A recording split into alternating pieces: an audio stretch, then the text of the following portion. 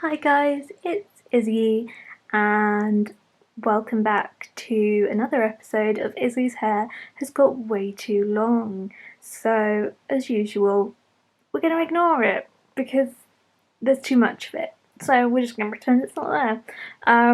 But in today's video, I'm going to be doing not my November wrap up. We're off to a good start. My October wrap up. I only read, I think, 15 books in October, which was still a lot, but it wasn't my best. And I've been pretty poorly this month, and I also have gotten real deep into an obsession with BTS, and that's taking up a lot of my time. And I also got like a new iPad and Apple Pencil, and I've been doing a lot of digital art. So all in all, I haven't done much reading, but today I'm going to tell you about the books that I read. And most of these I haven't written Goodreads reviews of. Two of them I will be because they're arcs and I need to review them, but the rest of them were either rereads or I won't be writing a review on them because I'm just too poorly at the moment. So I will be reviewing all of the books in my videos, and I will be reviewing arcs on Goodreads or books I just feel really strongly about and want to write a review. But apart from that, I'm going to take some time off writing reviews because I'm just too poorly to keep up with them at the moment. So usually I say if you want to hear more of my thoughts, read my Goodreads review, but I'm going to try and give most of my thoughts here so that you know how I feel about the book, obviously. Do you like my Planet t-shirt? It says, "There is no Planet B." Environmentalism. Yay. But without any further ado, before Izzy doesn't shut up, let's get started. First book I read was Tamarind and the Star of Ishtar by Jasbinder Balan, and this is a really lovely middle grade book that I gave 4 stars, and it was just really pure and heartwarming, and I just had a great time reading it. And it follows our main character. What's her name? Tamarind. Oh my god, it's in the name. It's literally in the title. But it follows our main character Tamarind, whose mother died, I think, giving birth to her, or when she was very young. And she, at the age of, she's either 11 or 12, is going to visit her mum's family in India for the first time during a school holiday. And it basically follows her as she discovers more about her mum and more about her family and makes friendships and connections and finds kind of a way to connect with her mother that she's never had before. And it's just a really lovely book that talks about grief and kind of difficult family relations and like heritage and culture, and I just think it was a really lovely book. It handled all the more heavy topics really well and still kept it sweet and nice, and it was just a really lovely read. So if you're looking for something kind of more gentle but still is moving, pick it up. Next book I finished was The Shadow War by Lindsay Smith. I talked about this in my spooky book recommendations. This is an arc that I was kindly sent. It was due to come out in October, but the release date has been pushed back to February. So read it in February. And I gave this book 3.5 stars. It follows a group of 5 teenagers during World War II, and one of them has kind of made this connection to an alternative universe which is filled with these like shadows, and he can then control the shadows and like kill people with it. And it basically follows the 5 of these teenagers trying to stop the Nazis being able to use this power that they have discovered, and because if the Nazis get it, they'll win the war. So this book I requested because it gave me some strong diviner vibes, and I definitely got like some diviner feelings. Obviously nothing ever compares to the Diviners for me because it's my favourite series of all time, Izzy we know. But I did enjoy this book. I didn't really connect with the characters that well, and a lot of the romance aspects were super rushed, which is not my favourite thing. But there was a really great female-female relationship that was like an established relationship and was warmed my heart. And there is a romance between two boys, and there's a lot of representation. Characters are Jewish, black, gay, bi, all of the things. And yeah, it was a really exciting book, a fun book, but one in which I didn't really connect with the characters, and at times I think the kind of like fight scenes weren't super clear as to what was actually happening. But it was still a fun read if you're a fan of historical fiction and like paranormal magic, like I am. That's like my favourite combination of genres. Then I would definitely suggest picking this up. It is slightly creepy and gruesome, which is why I put it in my spooky reads video, but I did enjoy it. Next book was a reread, and I won't go into too much detail as this was my third reading of it, and that was The Dark Prophecy by Rick Riordan. It's a bit big, can't see my face. Who wants to see my face anyway? If you're unfamiliar, this is the second book in the Trials of Apollo series, and I was rereading the whole series in preparation for the fifth and final book, The Tower of Nero. And yeah, this is the second book. The series follows our main character, Apollo, who is cast down from Olympus by his father Zeus after messing some stuff up in Heroes of Olympus, and the oracles have broken, the 5 oracles that Apollo is the god of. He's the god of oracles, and so he has to go on quests to recover all of the oracles and defeat the, I still don't know how you say it, triumvirate, I think, and which is made up of 3 very powerful emperors, and it's a great series. The second one isn't my favourite, but it's a great book. I love everything Rick Riordan writes. We know, Izzy, we know. But I had a great time reading it, even though it was the third time I'd read it. That's just the power of Rick Riordan. I then read Punching the Air by E.B. Zaboy and Yusef Salaam. This is a story written in verse about a black boy who is wrongly incarcerated in a like juvenile detention center. I don't know. It's like prison but for younger people. And I gave this book 4.5 stars. It follows the main character Amal as he struggles to keep his humanity and his self, like who he is, in an environment that is so oppressive and tries to kind of strip down everything that you are and take away everything that makes you you. And he kind of channels his passion into art, and it's just a really powerful book with incredible writing. It's just about determination and compassion and passion, and finding a way to have hope and to not lose yourself along the way. It's a beautiful book. I know Yusef Salaam was actually wrongly incarcerated when he was younger, and so they wrote this book together as sort of biographical about Yusuf, but not entirely.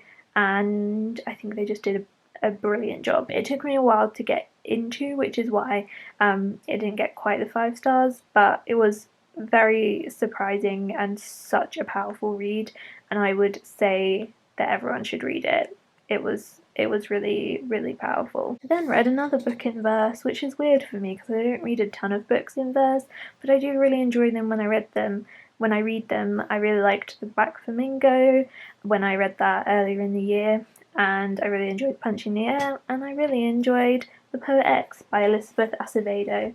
I gave this book 4 stars. I think I would have enjoyed it maybe slightly more had I not just read Punching the Air, because that book was so moving and so powerful. I think that maybe slightly tainted my experience of reading The Poet X, because that book was just so good. It was hard to follow that with another book written in verse. And this book follows our main character, Ziomara, who is struggling with the kind of restraint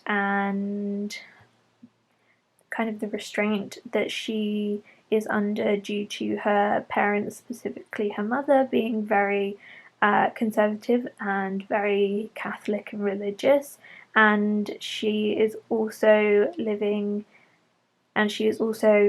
young black woman who is struggling with kind of growing up, and your body's changing, and all this attention starts coming to you. And I think it did a really great job of exploring kind of femininity and the way in which women's bodies are so often sexualized by men, and kind of without the woman doing anything, like just existing. And I think that was a really well done topic, and I really, really enjoyed that aspect of it. And Ziomara's brother is gay, and I thought that was also handled really well. But really, it's just about Ziomara and finding her identity and her passion, and she gets a boyfriend. That's difficult. She's not really allowed to date, and it's just another really powerful book about kind of identity and what it means to kind of live your life the way you want to live it, and also again kind of like sexism and feminism and the way in which women from such a young age are kind of not given ownership of their own bodies. And yeah, it was just another fantastic book. Elizabeth Acevedo has quickly become one of my favourite authors. She wrote The Poet X, which I loved, With the Far and High, which I loved, and most recently Clap When You Land, another book written in verse. That's one of my favourite books of the year, and she is just so talented, and I will read anything she writes, like literally anything. The next book I read, which was an ARC, was Under Shifting Stars by Alexandra Latos. This book I sadly gave 1.5 stars. I will be writing a Goodreads review because it's an ARC and I need to review it, but basically this book follows two twins, Audrey and Claire, who are kind of growing apart after their older brother's death in a car crash, and Audrey is autistic and at the start of this book moves to a special school, much to Claire's relief, because she's kind of embarrassed of Audrey and tired of being associated with Audrey. And this book kind of follows them as they deal with the grief of their brother and the relationship between the two of them.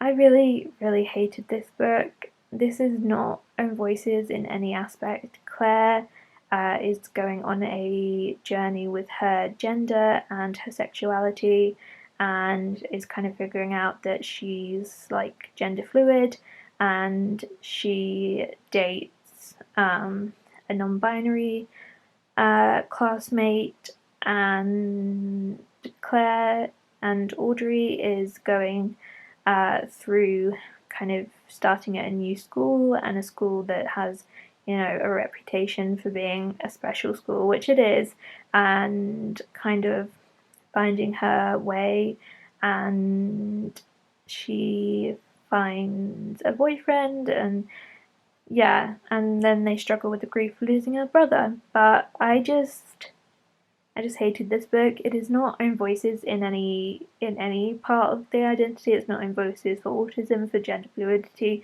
for queerness in general.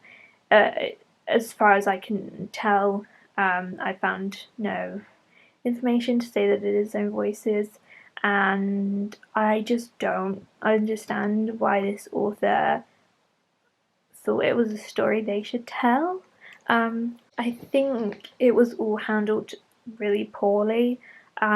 Claire's journey with her gender identity was written terribly. There's this scene to do with her brother because it was just so wrong, and I know that it would never happen, and it kind of upset me to think that this author thought that that's how you figure out your identity. It was just really unsettling, and the way in which Audrey is treated throughout the book. She is called so many names, and her sister is so awful to her, and she is just like constantly bullied. And again, I think that was handled really poorly because this author hasn't lived that experience, and I don't think should be writing that experience. Just everything about it was so poorly written. I didn't think any of the representation was done well. In fact, I think it was handled extremely poorly and felt very wrong to me. Also, the writing was really not good because I don't think the author has ever met a teenager, because I swear to God, no teenager talks like this ever. And all in all, I just hated it. I just hated like basically everything about it. If there was a plot and it was kind of a very much a subplot about discovering your sexuality or whatever, and struggling with being autistic in a society that looks down on you, if that was a minor plot, then I don't mind authors including that even if they haven't lived that experience. But when it's literally the focus of the plot, why do people, why? Why? Why? So that was not a good time. Next book I read was The Burning Maze by Rick Riordan, third book in the Trials of Apollo. This is incredible. Still sad, but this book is so good. If I had to order the books from least favourite to favourite after finishing the series, I would say it actually goes in order. My least favourite was the first one, second is the second book, third is the third book, fourth is the fourth favourite, and fifth is my favourite. So, you know, progress. We love to see it. But yeah, I love The Burning Maze. I think it's fantastic, and I really enjoyed it, even though that was the third time I'd read it. I then read The Tyrant's Tomb by Rick Riordan. This was only my second reading of this book. I read it when it came out last year, and I really enjoyed reading it again. I didn't remember as much of the plot as with the previous three, because I've read them 3 times and this one only 2 times, and I was still kind of like shocked by the plot, even though I like knew what happened. This book is just gold. It takes a little while to get started, but once it does, it doesn't stop. It's genius. I then read A Kind of Spark by Elle McNichol. I will direct you to my previous video, which talks about 5 books that I've recently read with disability representation. and I would really urge you to go and watch that video.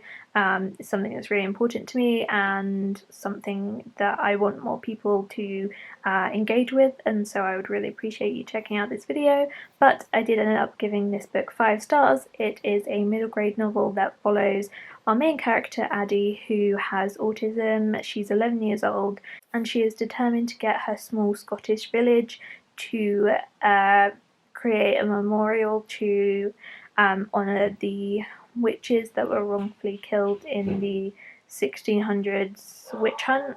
And this is Own Voices, unlike Under Shifting Stars. I gave it 5 stars. It was brilliant, it was moving, it was informative, it was relatable, it was touching, it was just fantastic, and I think everyone should read this book. And if you take anything away from this video, please pick up A Kind of Spark and Punching the Air. They're 2 super important books that are fantastically written, and I just want everyone to read. So I would really appreciate it if you, 1, checked out my disability video, and 2, picked up one of those books. And the next book I read was The Gilded Wolves by Roshni Chokshi, and this is a book that follows 5 characters in, I want to say, 1700s France, and they kind of go on this quest heist situation to take back an item that was wrongfully taken from one of the 5 characters.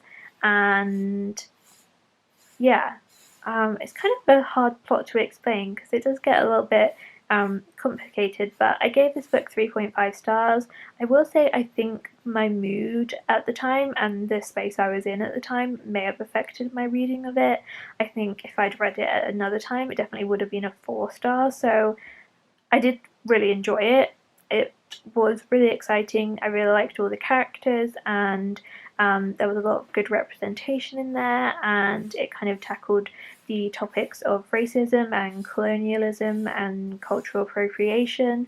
And yeah, it was a really strong book. I think it gets a lot of hate because people think it copies Six of Crows, which it absolutely does not. Yes, it involves a heist, and multiple points of view, but that's literally the only similarity, and I really don't understand why people compare it so much to Six of Crows. But it was a really exciting and intriguing book, and one I'm really glad I read, and I would definitely be picking up the second one at some point. The next book I read was The Tower of Nero. That's upside down. The Tower of Nero by Rick Riordan. This is, I have 2 copies, don't judge me. This is the American edition that I got signed. Did I pay an extortionate amount of money for this? Yes. Was it worth it? Also yes. And I went to his book tour thing, which was great. Hearing him talk about, I love him. We know. Izzy, shut up. But Tower of Nero. Did I love it? Yes. Was it everything I dreamt of? Yes. Did I cry at the end? Yes. Did it feel like the end of my childhood? Yes. Have I read every single book for the last 15 years? Yes. Have I been a Rick Riordan stan since I was like 6 or 7? Yes.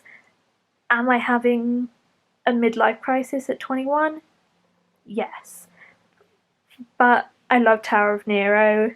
If you've read it and you want to chat about it with me, DM me on Twitter or something, because I have a lot of feelings, but I don't want to give any spoilers.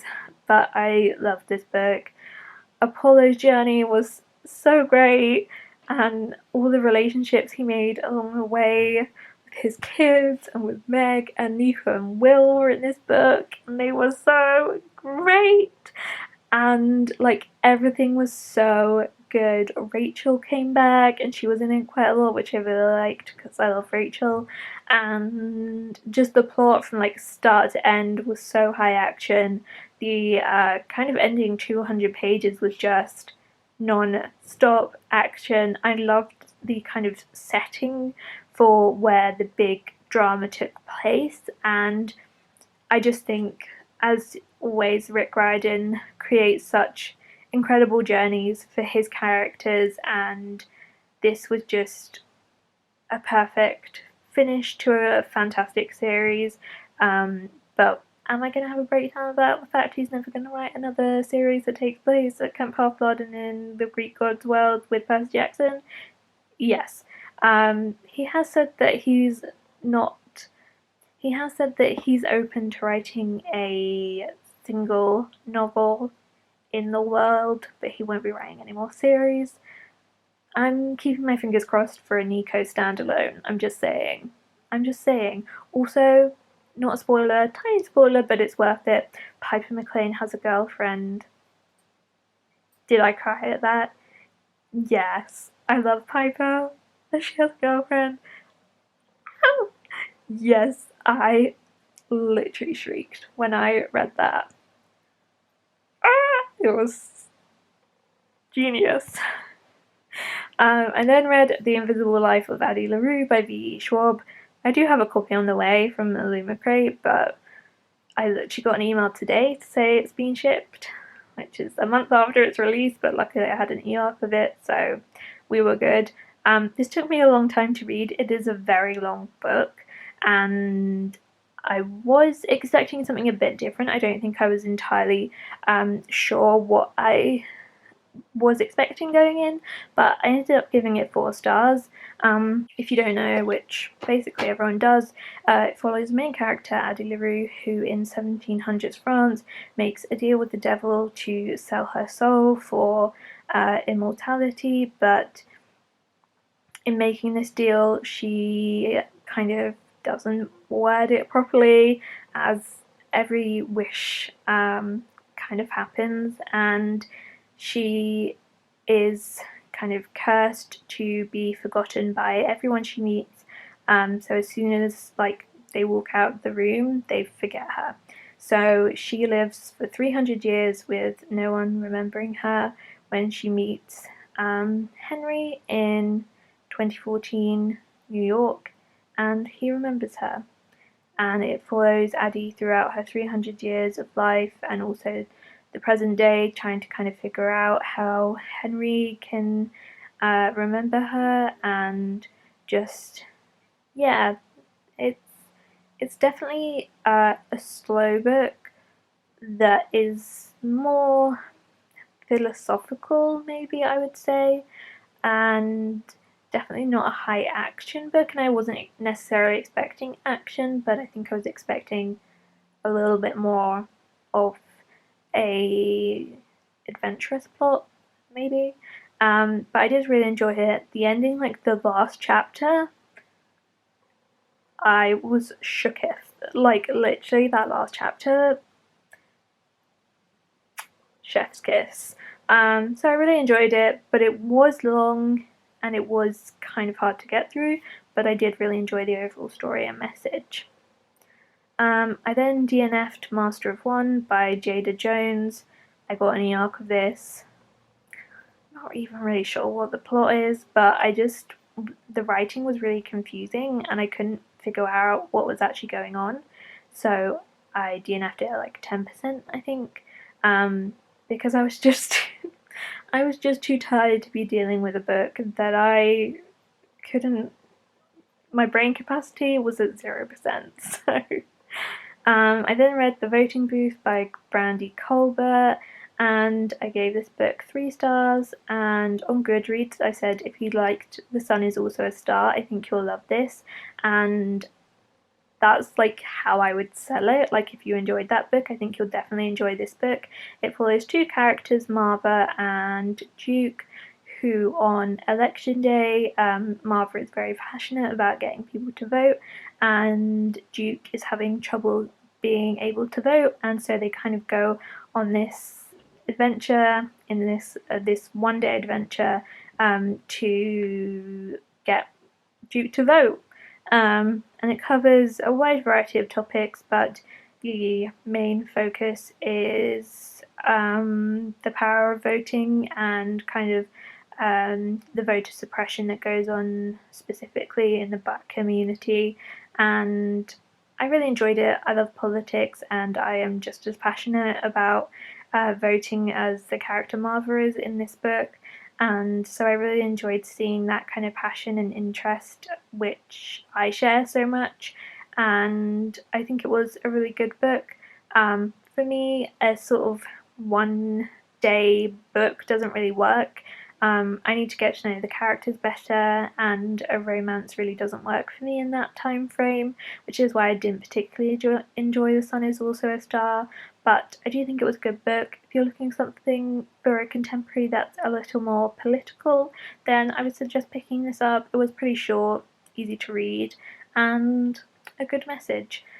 The penultimate book I read was Sawfield Girls by Claire Legrand.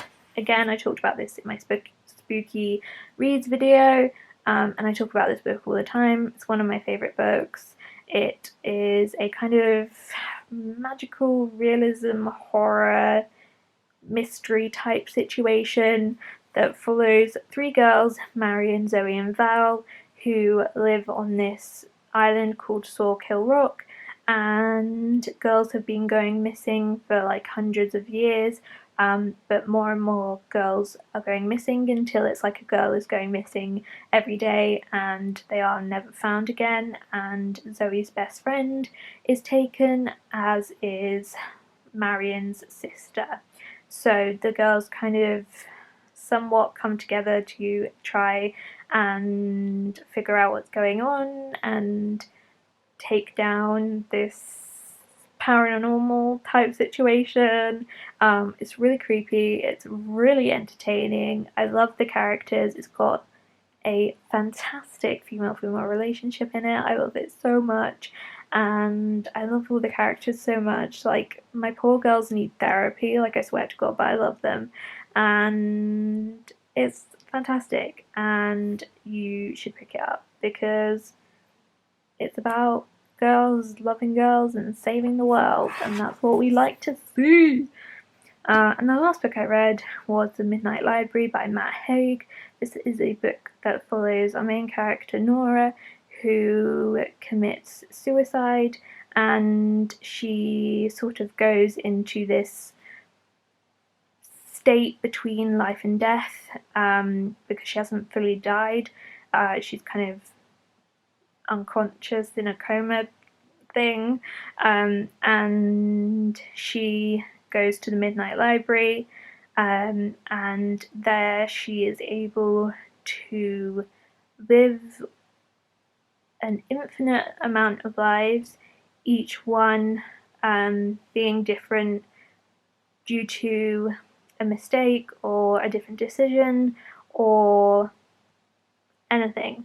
So Nora has a lot of regrets and thinks that her life is kind of worthless because she's given up on her dreams, she doesn't have close relationships with people, all that kind of stuff. And through living each life and seeing that no life is ever going to be perfect, she finds the will to live and to try and leave the Midnight Library. And this was a really, really hopeful book. I gave it 4 stars. It is sad at the beginning due to depression and suicide, so if that is really triggering for you, I would suggest not picking it up. But Matt Haig has suffered with depression and suicidal thoughts and stuff, so it's handled very carefully. But if you are super sensitive to kind of talks of suicide, then I wouldn't pick this book up.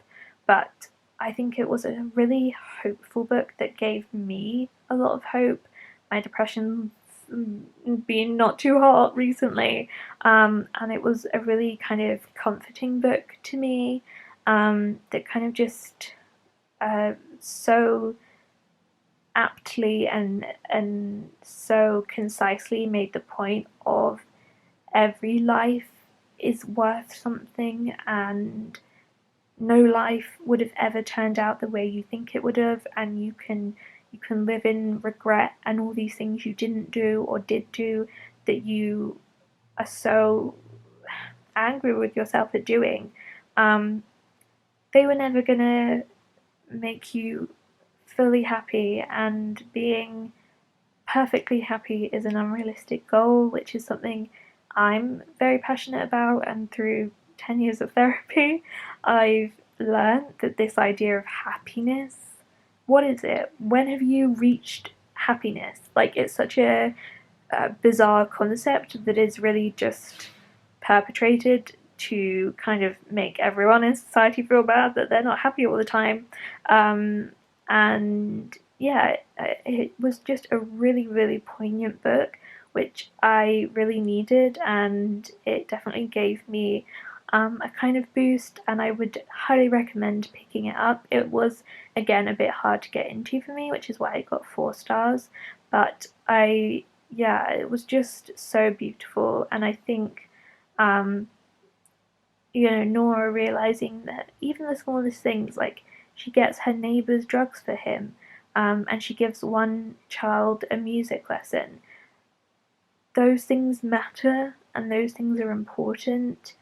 And one of my favorite quotes ever, which I have on my wall, which is from Dear Evan Hansen the musical, is if you never get around to doing some remarkable thing, that doesn't mean you're not worth remembering. And that, I feel, describes the book perfectly. Um, and it's something that I need to hear a lot. And this book was definitely a comfort to me, and was a really special book. So I would highly recommend picking it up. Maybe it was like a 4.5-star read now that I think about it. It was really very moving, and one I think I will return to when I feel a lot of that regret that Nora feels. And it was just, yeah, a really moving book, so I would highly recommend picking it up. So, yes, those were all the books I read in November. Not November, is it? October. If I was to say which books you should pick up, you should pick up Punching the Air, A Kind of Spark, and The Midnight Library, as well as The Tower of Nero if you haven't yet and you're a fan of the Charles of Apollo series. But yeah, I read some really wonderful books this month, some not so great books. But yes, my uploads may become a bit more patchy again as I'm starting more intense treatment for my neurological issues and my PTSD. So yeah, if my uploads are very scattered, that is why. But yes, I hope you had a good reading month in October. I hope everyone stays safe this month, and it's the election tomorrow and I'm having a breakdown. So yeah, I just hope you're all safe and well and look after yourselves and be kind to yourselves. So yeah, I hope you all have a wonderful rest of the day, and I will see you in my next video. Bye!